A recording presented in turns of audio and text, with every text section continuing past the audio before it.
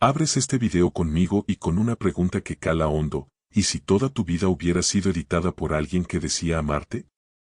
Isabel Duarte acaba de enterrar a Héctor Ramírez, su compañero de décadas. La casa parece demasiado grande, demasiado silenciosa. Decide arreglar el estudio para donar algunos libros. Un tornillo suelto en el librero se convierte en pretexto para llamar a un carpintero. Rafael Méndez llega con una caja de herramientas sencilla, saluda con respeto y comienza a trabajar. En pocos minutos, toca la pared detrás del mueble y escucha un sonido hueco. Pide permiso para revisar. Ella respira hondo y asiente. Estás en el canal Historias Impactantes, creado especialmente para traer orientaciones e historias con lecciones de vida. Como somos un canal nuevo, necesitamos tu ayuda para que YouTube recomiende nuestros videos. Deja un me gusta y suscríbete para seguir nuestras próximas historias.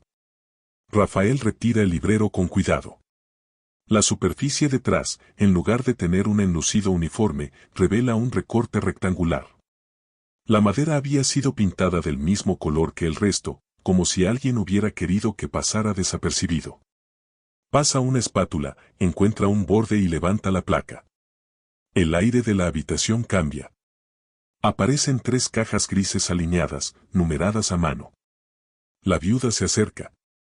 Su corazón se acelera, no por el esfuerzo, sino por la sensación de que está a punto de mirar un pasado que nunca vio. Abre la primera caja. Sobres. Montones y montones. Sellos antiguos, matasellos de varias ciudades. En la parte superior, una letra que reconoce de inmediato: Mamá Elena. El primer sobre lleva la fecha de hace 28 años.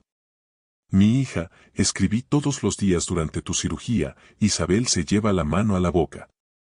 Recuerda la difícil recuperación, la soledad que aceptó como destino. La carta habla de oraciones, de una canción que su madre cantaba para ahuyentar el miedo, y termina con: estoy en la puerta del hospital, pero Héctor dijo que necesitas descansar. Cierra los ojos. La escena que guardaba en su memoria, él diciendo que nadie podía visitarla, adquiere ahora un contorno nuevo, más crudo, más real.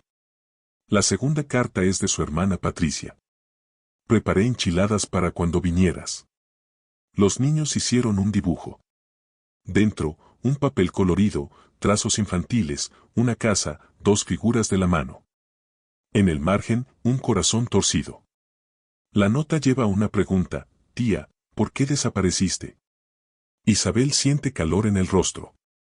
Reconoce cada nombre, cada esfuerzo, cada invitación que nunca llegó a ella. Nace allí una pequeña historia y se termina al instante: un almuerzo que nunca existió, un abrazo que quedó suspendido en el tiempo, una tía convertida en silencio por decisión de otra persona. La tercera caja guarda documentos oficiales, avisos de consultas, recordatorios bancarios, incluso un telegrama antiguo pidiendo regresar urgentemente. Entre ellos, un sobre manila con anotaciones a pluma: si la hermana llama, decir que ella duerme. Si insisten, reprogramar. Revisar correos todas las mañanas. La caligrafía es del marido. El dolor cambia de lugar y se transforma en lucidez. Era método, organización, rutina de control. No fue un episodio aislado. Fueron años. Rafael pregunta si debe continuar. Isabel respira, agradece y le dice que puede seguir. Él retira 2 clavos más escondidos y revela un falso fondo más pequeño. Allí hay libretas de bolsillo, cada una con fechas y pequeñas anotaciones. Patricia insistente. Mamá lloró. Cartero nuevo. El carpintero baja la cabeza, recoge sus herramientas y se ofrece a regresar otro día. Ella prefiere continuar, con calma.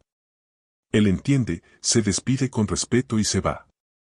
El silencio que queda ya no es como el de la mañana. Este trae voces recién liberadas. Isabel se sienta, extiende las cartas sobre la mesa y decide leerlas por bloques. Primero, las de su madre.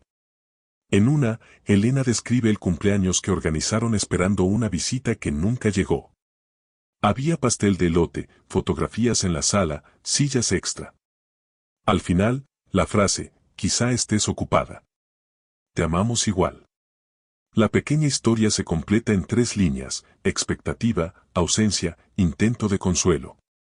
La protagonista comprende que durante años aceptó una narrativa sobre sí misma, la de una mujer frágil, recluida por elección propia, repetida tantas veces que se volvió verdad dentro de su hogar. En el bloque siguiente, los billetes de sus amigos de juventud. Una invitación de Lourdes para ser madrina de su boda. Otro de Andrés pidiéndole consejo cuando perdió su trabajo. Uno más reciente, del padre Tomás, hablando de una homilía sobre el perdón y la nostalgia. Cada sobre abre una puerta que permaneció cerrada con llave.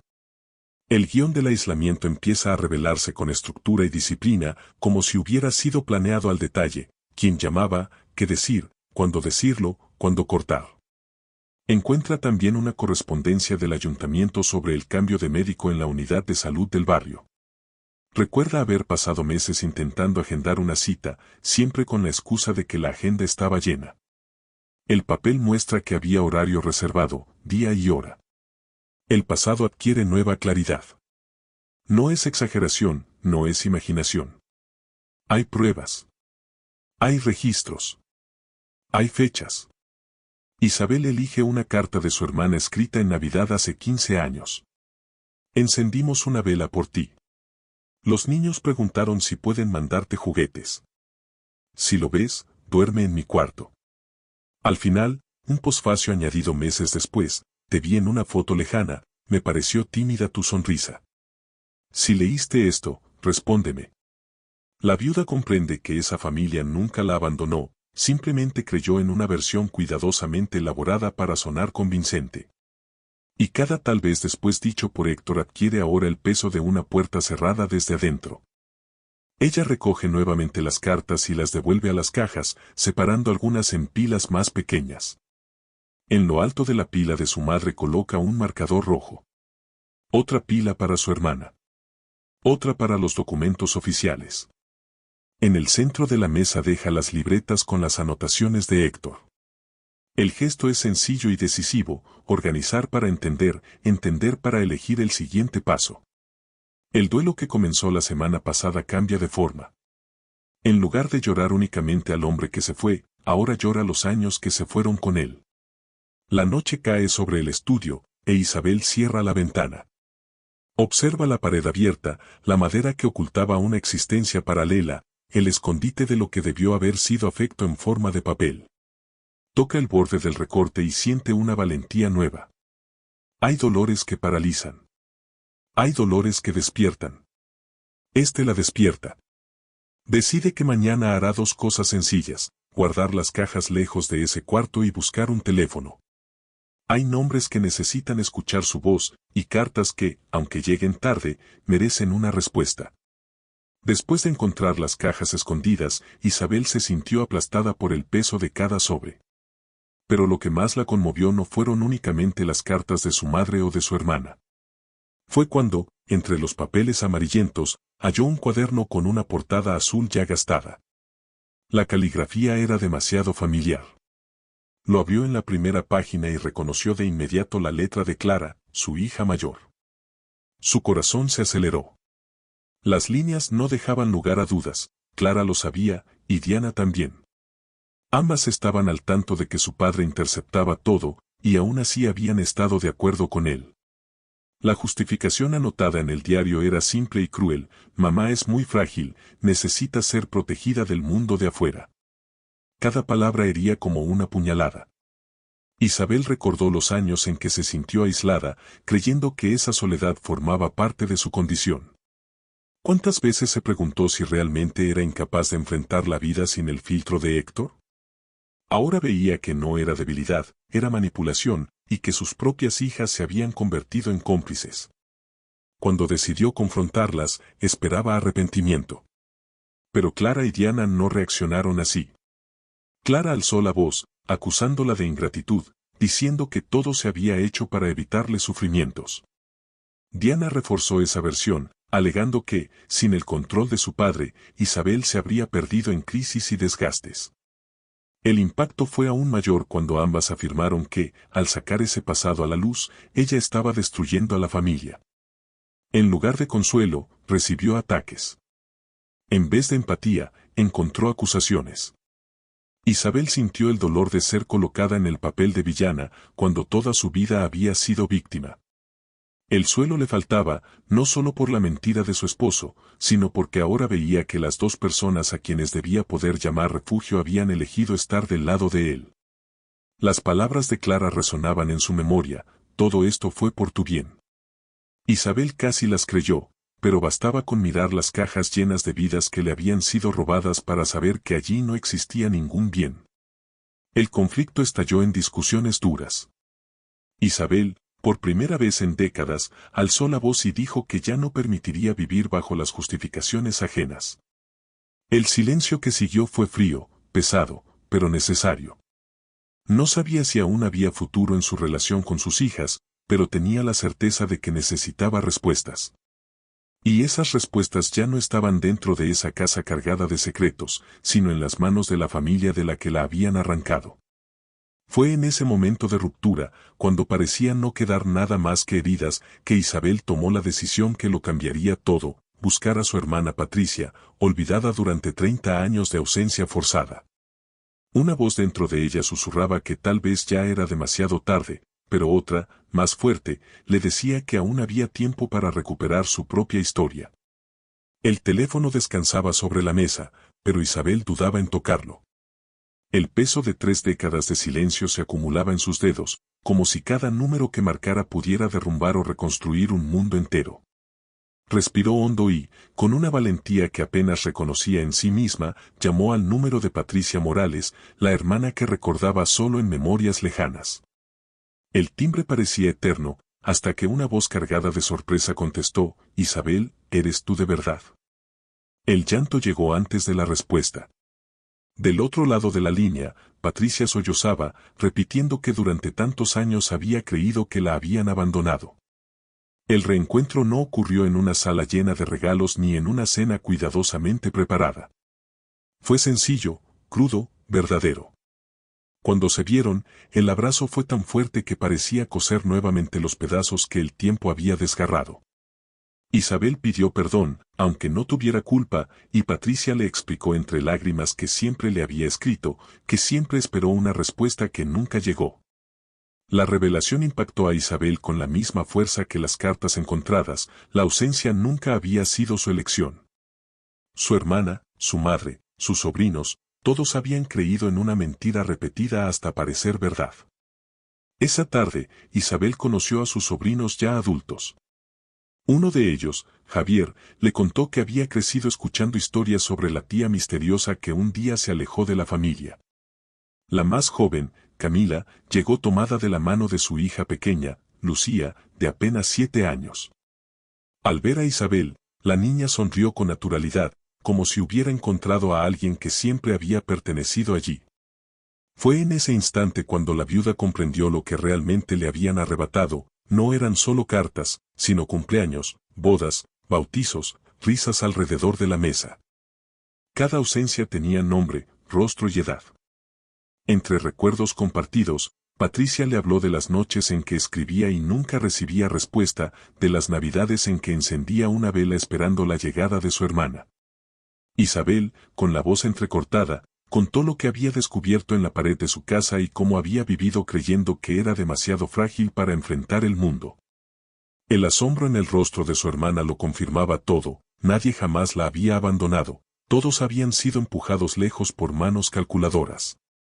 En ese reencuentro, Isabel sintió algo que hacía mucho tiempo había perdido: pertenencia. La sala llena de voces, las risas que surgían entre lágrimas, el calor de brazos familiares, todo parecía devolverle la identidad que le habían robado. Por primera vez en décadas, experimentaba la sensación de estar entre los suyos, no como espectadora, sino como parte indispensable de una historia más grande.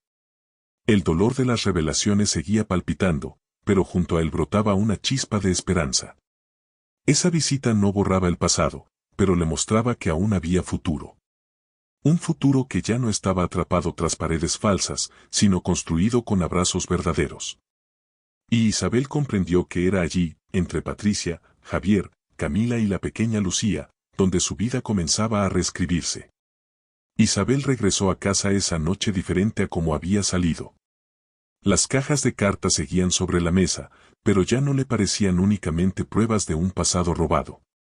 Eran también recordatorios de que la vida aún podía retomarse.